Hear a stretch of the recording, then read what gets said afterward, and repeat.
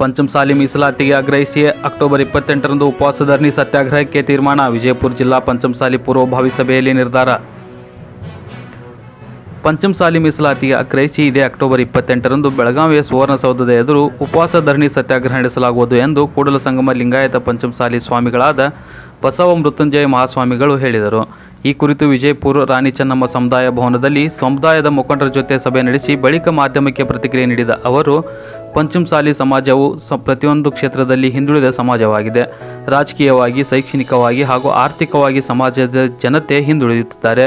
ಹಾಗಾಗಿ ಪಂಚಮಸಾಲಿ ಸಮುದಾಯವನ್ನು ಎಲ್ಲ ಸಮುದಾಯದಂತೆ ಸಶಕ್ತವನ್ನಾಗಿ ಮಾಡುವ ಅವಶ್ಯಕತೆ ಈಗ ಇದೆ. ಅದಕ್ಕಾಗಿ ಪಂಚಮಸಾಲಿ ಸಮಾಜವನ್ನು 2A ಮೀಸಲಾತಿಗೆ ಸೇರಿಸಬೇಕು ಎಂದು ಆಗ್ರಹಿಸಿ ಇದೇ ಅಕ್ಟೋಬರ್ 28ಕ್ಕೆ ಬೆಳಗಾವಿಯ ಸುವರ್ಣಸೌಧದ ಎದುರು ಉಪವಾಸ ಧರಣಿ ಸತ್ಯಾಗ್ರಹ ಹಮ್ಮಿಕೊಳ್ಳಲಾಗಿದೆ ಎಂದರು.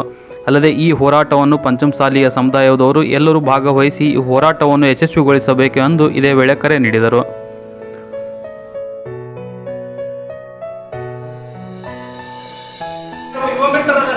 ಆ ಯುವ ಮಿತ್ರರು ಇವತ್ತು ಬಂದು ನಾಳೆ ಬೆಳಗಾವಿಯಲ್ಲಿ 28ನೇ ತಾರೀಕಿನ ದಿನದಂದು ನಮ್ಮ ನಾಗೂರು 1 ಲಕ್ಷ ಅಲ್ಲ, ನಮ್ಮಲ್ಲಿರ್ತಕ್ಕಂಥದ್ದು ನಮ್ಮ ದೇಶದಲ್ಲಿ 1.5 ಕೋಟಿ ಇದಾವೆ ನಾವು ಜನಸಂಖ್ಯೆ. ಕರ್ನಾಟಕದಲ್ಲಿ 85 ಲಕ್ಷ ಜನಸಂಖ್ಯೆ ಪಂಚಮಸಾಲಿ ಹೊಂದಿದ್ದು